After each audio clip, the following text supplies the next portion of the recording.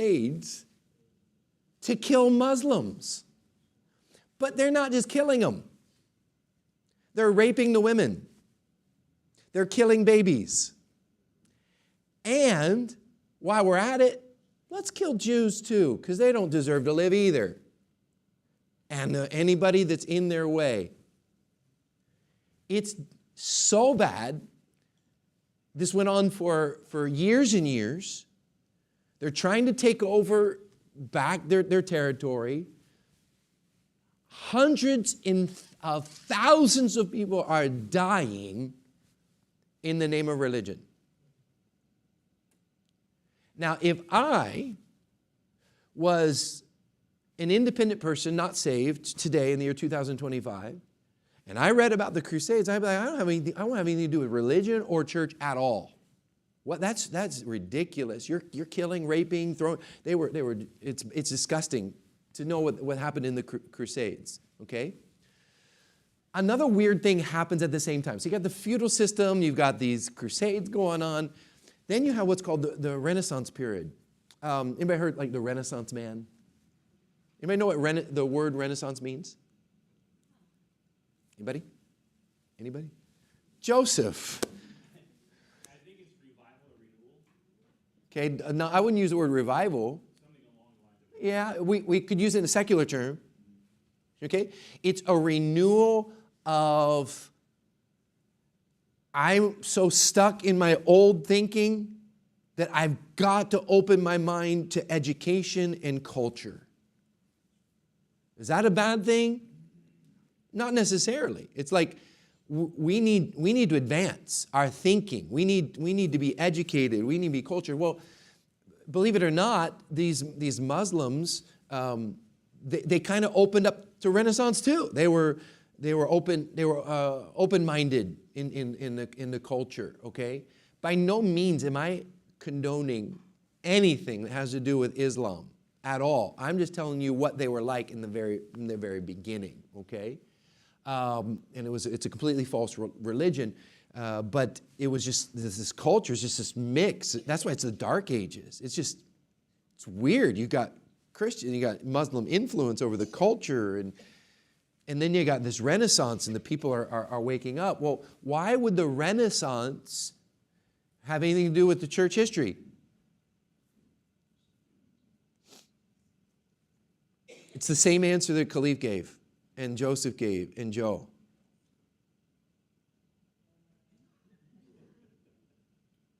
Okay, what does the feudal system have to do with the church? The church kind of matched it.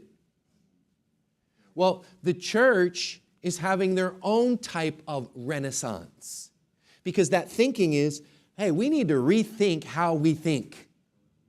So Renaissance was the seed that got some men to say, hey, the Pope isn't from God. Hey, indulgences. Do you know what indulgences are? Do you guys know what the Catholic indulgence is? Okay, one, it is to pay for a relative to get out of purgatory. Because as soon as you die, you go to purgatory, and you pay money to get them out. And the more you pay, the faster they give out. There was a joke, like every time a coin hits the coffer, a soul jumps out of purgatory. Ching, pling, ching, pling. It's like, and the priest is like, ching, ching. He's like, yeah. And the worse your relative was, the more you had to pay. Like, do you really love grandma? Anyway, so all this is happening, and the Renaissance thinking was, dude, no. We need to go back to the Bible. Well, what's the problem with the Bible? It's in Latin. So they're like, where do we go to find out the truth? Does that make sense? This is part of church history. So now it gets even more complicated. Around 1300, I think it was, 1347, the Black Plague. I want you, if you don't know about the Black Plague, to guess how many people died in the Black Plague. Just take a guess. I want to know. But don't guess 100 million. I don't even know if there's 100 million people. Yes? Yes, very good. Yeah, what school did you go to? 24 million people died in the Black Plague. But it was a nasty death. When you bleed out your ears and your eyes and your mouth, it's black blood. And just black blood, and you just die. And it's highly, highly contagious. Everyone thought they were going to die. I mean, everyone thought they were going to die. What does the Black Plague have to do with church history? James? So one of the things is they started baptizing babies because of the Black Plague. So they changed their doctrine based on what was influenced. I didn't know that. Very good. Okay. What else? That's good. And that's a big deal, and you'll see in a minute. Yes. Judgment. Okay, good. Good. Like, oh God, what are we doing? You would automatically think judgment. What would judgment cause you to do? Maybe repent. Renaissance thinking. Hey, we need to do something different. The church is failing us. Catch this. In the Black Plague, it was so contagious. Remember the Pope and the bishops are like the king, lords, and nobles? Guess where the Pope and the bishops and all them went? They went away because they have money, and they isolated themselves so they wouldn't die. And they left all the poor peasant church people to die. People were ticked, just like Nancy's face, like, They did that. They're like, what in the world? You're supposed to serve us, and that kind of put a bad taste in the mouth to this new Roman Catholic Church, right? So the Black Plague, all these people are dying, they're repenting, they're questioning everything. Now, another thing is, if that many people die in government, what happens to the government? It's like a government shutdown on steroids. And now we can get things done. Now there's there's a restructuring of government because that many people died. Yes, James? So one of the things that changed is in the past, if your parent was, let's say, carpenter, that's what you would get. That would be what you would be. But because there was such a vacuum, anybody could pick whatever vocation. Very good. It opened up to Renaissance even more. Yeah. Now we're able to advance. Okay. Well. I used to think that Martin Luther was it when it comes to the Reformation. And he's a big part, I'll explain in a minute, but John Wycliffe was this first guy to publicly announce, hey, we need to go back to the Bible, okay, to find out what God says. We've gotten so far away. And all the people said, yeah, but we don't have a Bible. So he goes, well, I'm going to make a Bible in English. Okay, so he translates the first Bible in English, but he translates it from Latin. Remember, the first one was in Greek and Hebrew. So he writes it in Latin. Fine, it's at least in the people's language. People start reading the Bible, and guess what the government says? We're going to burn you alive. And so they burn him because if the peasants start realizing the indulgences and this, we're going to lose power. So they're just going to try to shut everybody up that preaches the truth. Wonderful Catholic Church. I'm not making any Catholic friends happy. It's the truth. Now, enter Gutenberg Press. Why is that significant? What does that have to do with church history? Joseph. The availability of printed Bibles. Okay. The Gutenberg Press is the first time that you can mass produce paper documentation. Before, everything's handwritten, it's slow, it's horrible. This now, you can run it off a press and you can send it out. The Gutenberg Press is the equivalent of, for us today, social media. Now, through X, formerly Twitter, you can have a discussion throughout the whole world. But here's what was happening is they were censoring Twitter.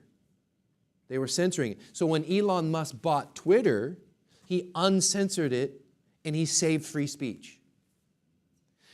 Elon Musk saved free speech in the world. Okay? So he'll like in years to come, some pastor's going to be up here, he's going to put Elon Musk right here. It's a big deal. You have no idea what Elon Musk did. We will never comprehend what Elon Musk did. And he did it on his dime, he did it at a risk, and he did it. Anyway, so the Gutenberg Press was that massive. It's also really massive because we're going to talk about Martin Luther. Okay, let's talk about him and then go back to the Gutenberg Press, okay? Martin Luther was was he an attorney? He got saved, and then he became a monk and a priest in the Catholic Church. Listen to this story about Martin Luther. Martin Luther was so plagued with condemnation for his sin. He would go to the confessional with the priest, and he would sit there for 3 hours, just going over all his sins over and over. He says he could never find relief for his sins. And it was just plaguing him. It was plaguing his mind. He couldn't bounce back. So it forced him to say, is this the God that we serve? So he starts studying the scriptures. Of course, he's educated in Latin, right? He can read, understand the Latin. He's reading the Bible, and he's like, no, we are made righteous through Jesus Christ. He makes us right. We are unrighteous, but he makes us righteous through Jesus. And he's like, and then, so he goes through this struggle, and he's wrestling with this because think about how powerful the Catholic Church is, right? And he's in the middle of it. He's a priest. So he drafts up what's called the 95 Thesis. He writes 95 points of contention against the Catholic Church, and he goes to the Catholic Church, and he nails it to the front door of the Catholic Church. Now, the Catholic Church's front door, okay, is a bulletin board for the community, for everyone to read. That's why he does it there. Okay, so he puts it on the door. But guess what language he wrote the 95 Thesis in? No, he wrote it in Latin. Why? For who to read? The church to read. So he never really wanted to just cause a revolution just to cause a revolution. Is that, you get what I'm saying? He wanted the church to read this and have a debate and talk. He was very reasonable. He was very reasonable. Well, guess what the church did? We got to kill him. Anybody that is against our religion, we will kill. I don't know why it's a German accent. Because that's what, I don't know. Anyway, so Martin Luther, Martin Luther was like kind of like the Rocky Balboa of introducing this idea. Now, Martin Luther is standing against the Catholic Church. Well, guess what? He gets a following. And they're now protesting the Catholic Church. Okay? So, what did we call protesters at that time? Protestants. Protestantes. Protesters. So, today you'll hear, are you Catholic or Protestant? Well, we're Protestant because we don't believe in the Catholic Church. That's the only reason you use that word, is that we don't agree with the Catholic Church. We are protesting this. Well, it gets so bad that his followers, Martin Luther's a pacifist. He's a monk. He's a monk. They need to know.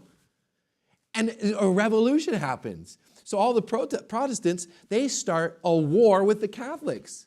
Thousands of people die in a war that he created because he put that 95 Thesis up. Yeah? And he got such a following that we find the very first denomination in all of the church history, the Lutherans, the followers of Luther. Germany makes Lutheranism the official religion of them, and of the Protestant church, okay? So Martin Luther, now here's a problem with Martin Luther, and this leads us to the next people. Martin Luther, and he had a friend, John Calvin, and he had another friend, Zwingli. And these guys were all reformers, inspired by John Wycliffe, inspired by them. But they still believed that the church and the government are married still. right? And Martin Luther still believed in the Eucharist.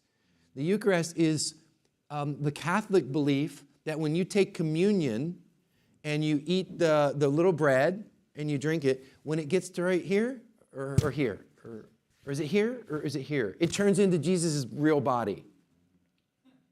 I think it's right here. It's got to go a little further before it morphs into Jesus' body as flesh. And the blood turns into real blood. Like, Martin, come on, man. You did all this studying and you think that... Anyway, that's significant. That's really important. He also believes in the baptism of babies and different things. And so he's got these kind of like weird kind of doctrines, but he started this revolution in it, you know, right? Okay. This guy, Felix Manz, he says, no, we don't baptize babies.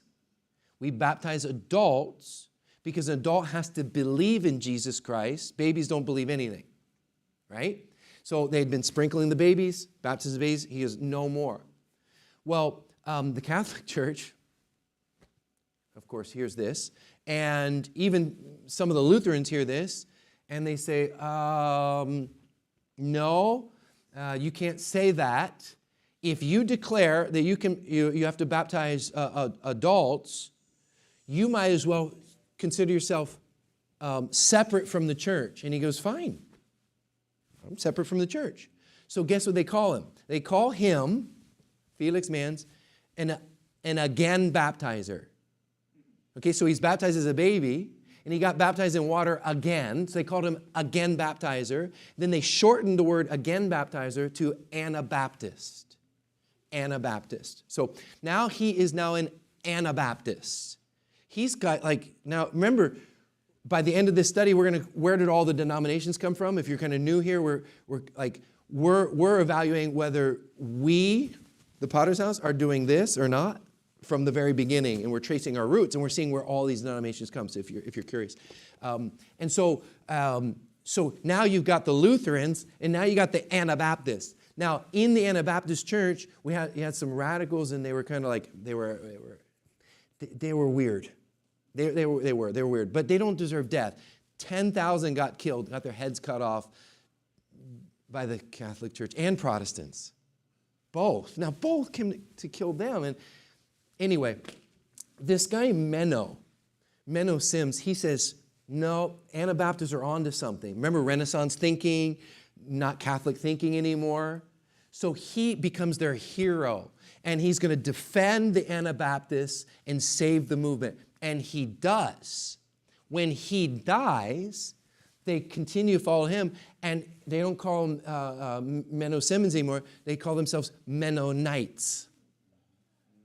That's where you get a Mennonite from this guy, okay? And he's German. So then these Mennonites, okay, they migrate to the United States, and they go to Pennsylvania, and they're called Pennsylvania. I forgot the name that they were called there, but there were the Mennonites there. Now, the Mennonites, okay, believed in they're pretty strict, but not too bad in pacifism, and they believed in the water baptism.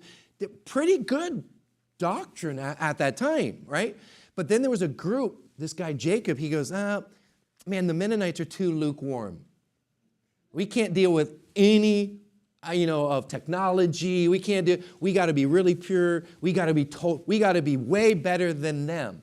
So Jacob Ammon starts his sect of the Anabaptists, and after he dies, Ammon, the Amish.